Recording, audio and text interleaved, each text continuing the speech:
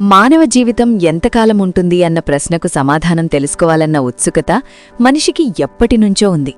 ఎంతకాలం బతుకుతామో ముందే తెలిసితే జీవితం మీద నిర్ణయాలు మారిపోతాయన్న భావన చాలా మందిలో ఉంటుంది. తాజాగా వెలుగులోకొచ్చిన ఓ పరిశోధన ఈ శాశ్వత ప్రశ్నకు ఆశ్చర్యకరమైన కొత్త కోణాన్ని అందించింది. మనిషి ఆయుర్దాయం గురించి సంకేతాలు శరీరం లోపల కాకుండా బయట కనిపించే గోర్లలోనే దాగున్నాయంటున్నారు నిపుణులు. మన శరీరంలోని అంతర్గత ఆరోగ్య పరిస్థితి అనేకసార్లు బయట అవయవాల్లో ప్రతిబింబిస్తుంది.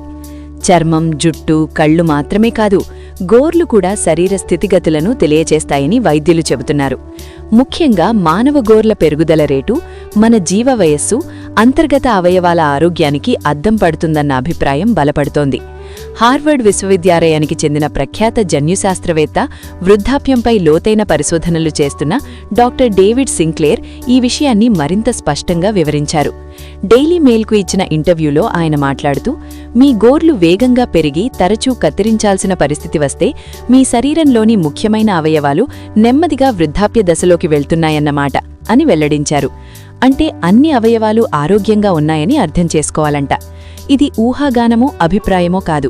1979లో శాస్త్రవేత్తలు వందలాది మందిపై సంవత్సరాల తరబడి గోర్ల పెరుగుదలపై పరిశోధనలు చేశారు.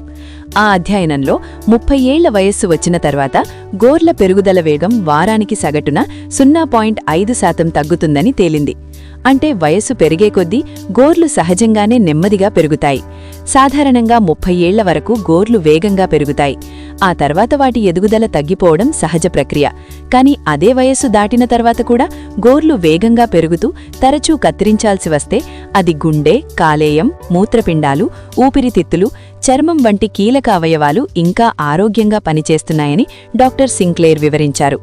దీర్ఘాయువు అవకాశాలను అంచనా వేసే అంశంగా గోర్ల పెరుగుదలపై తాను ప్రత్యేక శ్రద్ధ పెడతానని సింక్లేర్ చెప్పారు. ప్రతిసారీ గోర్లు కత్తిరించేటప్పుడు ముందుసారి ఎప్పుడు కత్తిరించానో గుర్తు చేసుకుంటాను. మధ్యలో గ్యాప్ తగ్గితే అది మంచి సంకేతంగా భావిస్తాను అని ఆయన వెల్లడించారు. వయసు పెరిగే కొద్దీ రక్త ప్రసరణ మందగించడం శాస్త్రీయంగా నిరూపితమైన అంశం. దీనివల్ల గోర్లకు అవసరమైన పోషకాలు తక్కువగా చేరుతాయి. దీంతో గోర్ల పెరుగుదల కూడా తగ్గుతుంది. అంతేకాదు, పోషక లోపాలు, హార్మోన్ల మార్పులు, ఆహారపు అలవాట్లు కూడా గోర్ల పెరుగుదలపై ప్రభావం చూపుతాయి.